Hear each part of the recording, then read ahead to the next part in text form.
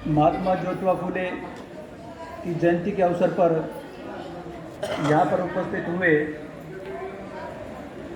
बुजुर्गों, माताओं, बहनों और प्यारे बच्चों को मेरी हार्दिक शुभकामनाएं। अभी बातें होती कि इंटरटेनमेंट, हमारी बेटियां बोल रही थी इंटरटेनमेंट, तो हम महापुरुषों के जो कार्यक्रम करते हैं, जो जयंतियां मनाते हैं, उन जयंतियों को मनाने का मकसद इंटरटेनमेंट करना नहीं होता। ये जो दिन है 11 अप्रैल, 14 अप्रैल, हमारे महापुरुषों की जन्म जयंतियां, इनसे हमें संकल्प लेना चाहिए। मनोरंजन करना हमारा मकसद नहीं होना चाहिए, केवल कार्यक्रम करना हमारा मकसद नहीं होना चाहिए। इन्होंने अपने जीवन में जो किया, उस कार्य को आगे बढ़ाना, वो क्या चाहते थे, क्या उन्होंने अपने जीवन में किया, लोगों को बताना चाहिए उन्होंने क्या किया, वो क्या करना चाहते थे। क्योंकि वो जिस मुहिम को आगे बढ़ा रहे थे, उस मुहिम को, उनके विचारों को हम जब तक नहीं बताएंगे तो परिवर्तन कैसे होगा। उन्होंने अपनी जो मुहिम चलाई, जिस कार्य को आगे बढ़ाने का कार्यक्रम वो कर रहे थे, जब तक उनके विचार आप लोगों को नहीं बताओगे तो कैसे परिवर्तन संभव है। और विचार दुनिया पर राज करता है। आदमी ने कभी दुनिया पर राज नहीं किया। संगठन, व्यक्ति आते रहते हैं, जाते रहते हैं, लेकिन विचार दुनिया पर राज करता है। एक छोटी सी बात बाबा साहब की बताना चाहूंगा विचार के संदर्भ में। जब बाबा साहब डॉक्टर अम्बेडकर कोलंबिया यूनिवर्सिटी में पढ़ते थे, तो उस समय बाबा साहब नहीं थे, डॉक्टर अम्बेडकर थे। वहां पर अमेरिका के महत्वपूर्ण थिंकर, प्रसिद्ध थिंकर जोसेफ बेंजामिन का एक विचार लिखा हुआ था। क्या विचार लिखा हुआ था कि आम आदमी पैदा होता है और मर जाता है, महापुरुष पैदा होते हैं मगर कभी नहीं मरते। अमेरिका का इतना बड़ा थिंकर जोसेफ बेंजामिन, जिसके विचार को बाबा साहब की जो नीचे वाली लाइन थी कि महापुरुष पैदा होते हैं मगर कभी नहीं मरते, इस लाइन को मिटा दिया। पूरी यूनिवर्सिटी में हो हल्ला मच गया। बाबा साहब से स्पष्टीकरण मांगा गया तो उन्होंने स्पष्टीकरण में बताया कि आम आदमी पैदा होता है और मर जाता है, यह बात सही है। महापुरुष पैदा होते हैं मगर कभी नहीं मरते, यह बात गलत है। ताली की जरूरत नहीं है, तालियों की जरूरत नहीं है, तालियां नहीं। केवल मैं जो बता रहा हूं मेरा विचार नहीं है, हमारे महापुरुषों के विचार है। मैं जो बोल रहा हूं वो मेरे पर्सनल विचार नहीं, महापुरुषों के विचार हैं।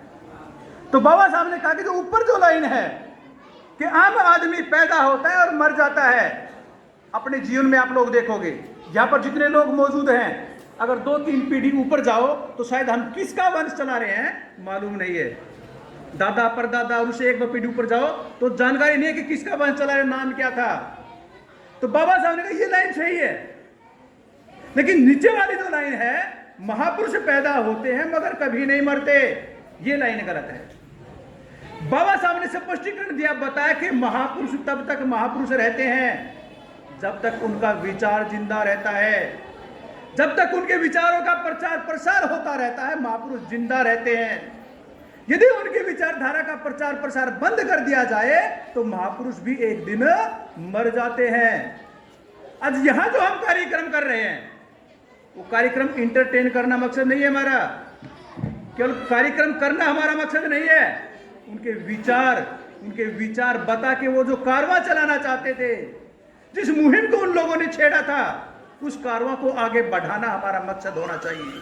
और वो मकसद कब पूरा होगा, वो क्या चाहते थे, उन्होंने क्या किया, उससे परिवर्तन होने वाला नहीं है। उसे हमें जानकारी मिलेगी और उस जानकारी को हथियार बनाकर वो क्या करना चाहते थे, उस पर जब काम होगा तो परिवर्तन निश्चित रूप से होगा। महात्मा ज्योतिबा फुले एक बात कहते थे 1848 में, क्या कहते थे, क्या जब तक अंग्रेज भारत में है 1848 में भारत में किसका शासन था? अंग्रेजों का। तो महात्मा ज्योतिबा फुले एक बात करें, जब तक अंग्रेज भारत में है तब तक ब्राह्मणों की गुलामी से आजादी हासिल कर सकते हो। मेरा विचार नहीं है, गुलामगिरी के अंदर लिखा हुआ है। जो पुस्तक बाबा महात्मा ज्योतिबा फुले ने लिखी गुलामगिरी, उसमें लिखी हुई बात है कि जब तक ब्राह्मण भारत में है, अंग्रेज भारत में है, तब तक ब्राह्मणों की गुलामी से आजादी हासिल कर सकते हो। जिस दिन अंग्रेज भारत को छोड़कर चला गया, तो जिन लोगों की आज बातें सुनना पसंद नहीं करते हो, आजाद भारत में लाते खाने को मिलेंगी। 1848 में गुलामगिरी में ये किताब महात्मा ज्योतिबा फुले ने लिखी। क्यों लिखी? क्योंकि उनके जीवन का अनुभव था। क्या अनुभव था? वो अपने एक मित्र सखाराम प्रांजपे की बारात में गए हुए थे। उनके एक मित्र थे, ब्राह्मण मित्र सखाराम प्रांजपे। तो जब उनकी शादी में बारात में वो जा रहे थे, तो उनको धक्के मारकर बाहर निकाल दिया गया।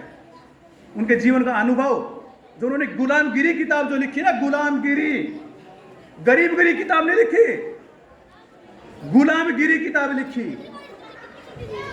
ये गुलामगिरी महात्मा ज्योतिबा फुले की लिखी हुई किताब है। तो गुलामगिरी क्यों लिखी, गरीबगिरी क्यों नहीं लिखी? कि हम लोग जो आज पिछड़े हैं वो गरीब है इसीलिए पिछड़े नहीं है। हमारे पिछड़ेपन का जो कारण है वो हमारी गुलामी है। तू अपने मित्र की बारात में गए, तुमको धक्के देकर बाहर निकाल दिया गया। कहा कि तुम शूद्र, हमारे कंधे से कंधा मिलाकर बारात में चल रहे हो, और धक्के मार के बाहर निकाल दिया। अपने घर आए और घर आकर अपने पिताजी से पूछा कि मैं मेरे दोस्त की शादी में गया था और मुझे धक्के देकर बाहर फेंक दिया गया कि तुम शूद्र नीच हमारे साथ कंधे से कंधा मिलाकर चल रहे हो, ये कारण क्या है? तो उन्होंने बताया कि व्यवस्था ही ऐसी है। तुम्हारा जो अपमान हुआ है वो परिणाम है, जो अपमान हुआ है वो परिणाम है। उसका कारण क्या है? कारण ये व्यवस्था है जिसकी वजह से तुम्हारा अपमान हुआ। तब उन्होंने संकल्प लिया कि अगर ये व्यवस्था ऐसी है तो मुझे इस व्यवस्था को बदलना है। ये उनका विचार था। अगर ये व्यवस्था ऐसी है जिस व्यवस्था की वजह से मुझे शूद्र बनना पड़ा, मुझे शूद्र बनाया गया और शूद्र की वजह से हमारा अपमान हो रहा है, अगर ये व्यवस्था ऐसी है तो मुझे इस व्यवस्था को बदलना है। संकल्प लिया। तो हमारे महापुरुषों के जो जन्मदिन मनाए जाते हैं, जो जयंती के कार्यक्रम किए जाते हैं, उनसे मनोरंजन करना हमारा मकसद नहीं होना चाहिए। केवल कार्यक्रम करना हमारा मकसद नहीं होना चाहिए। उस दिन को हमें संकल्प के रूप में लेना चाहिए कि उन्होंने हमें जो कहा, जो बताया, क्या आज भी हम आजाद हैं? आज भी हम आजाद हैं? आजाद कौन लोग होते हैं? जिनकी समस्याएं